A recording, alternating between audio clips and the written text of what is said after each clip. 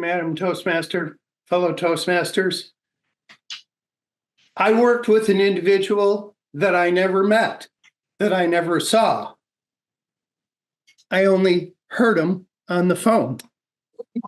That was before Zoom, way back when.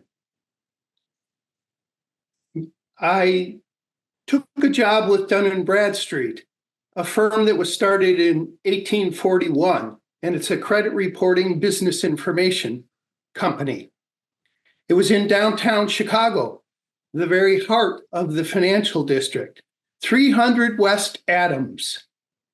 On my first day there, my first supervisor, who was named Greg Bach, showed me around the office. And there were rows and rows and rows of those heavy metal 200-pound steel-cased desks and steel-cased chairs with green vinyl on the back of them. They were antiques. They're still available on eBay if anyone wants one. The office had those desks set up so that they had about 3 to 4 feet of space between them, so you could hear other people's conversations. I remember one of the analysts saying, "It's Dipsky, D-Y-B-S-K-I, John Dipsky." Got it?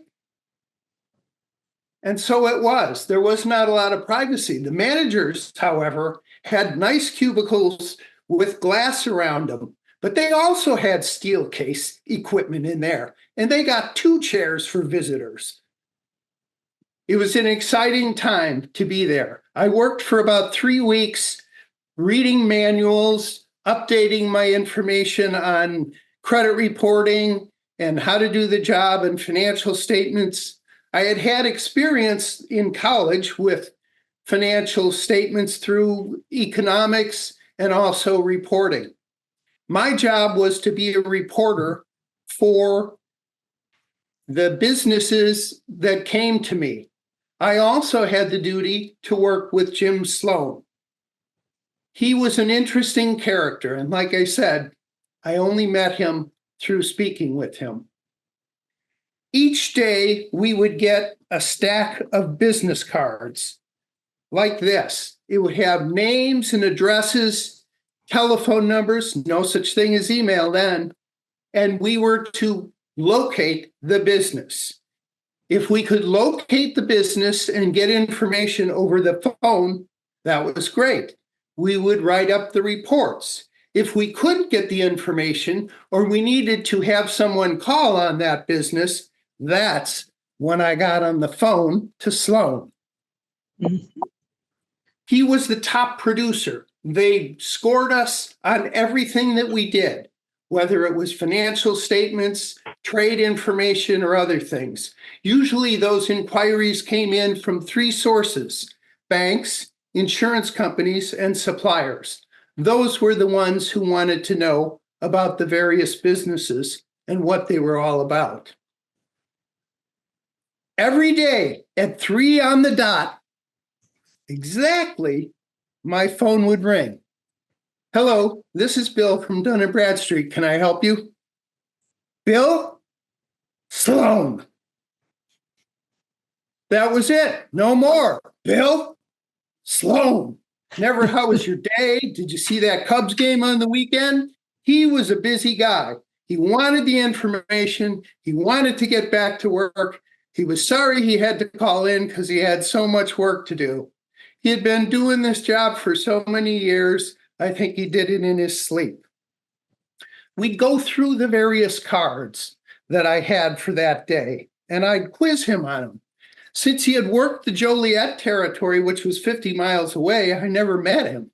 It was always through the contact on the phone. So basically, I'd pick up the cards and read what I had.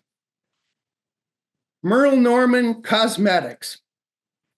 "Ah, that's a chain. Mark it as a chain." Mate's Garage. "That guy's loaded. He won't talk to us. He's an SOB. Mark it."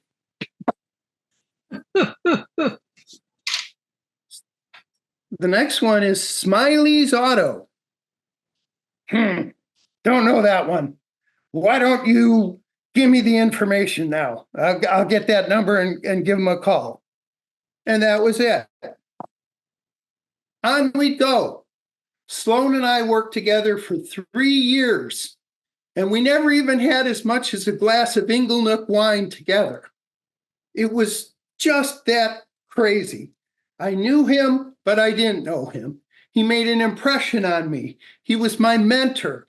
He was someone who helped me write reports and be a better credit reporter than I would have been without Sloan. Even though he was grumpy and gruff, I really appreciated him.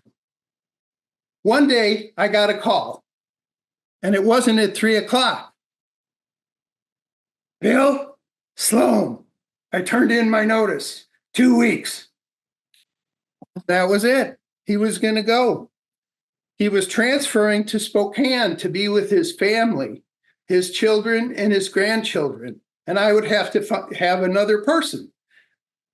Well, there's people that come into your life and they just kind of come, you work with them for a while, and then they disappear. And then there's other characters like Sloan who come into your life, spend some time, affect you, mentor you, teach you, and then they're gone. But they are such characters that you never forget them. You never really forget them. Bill Sloan, Madam Toastmaster.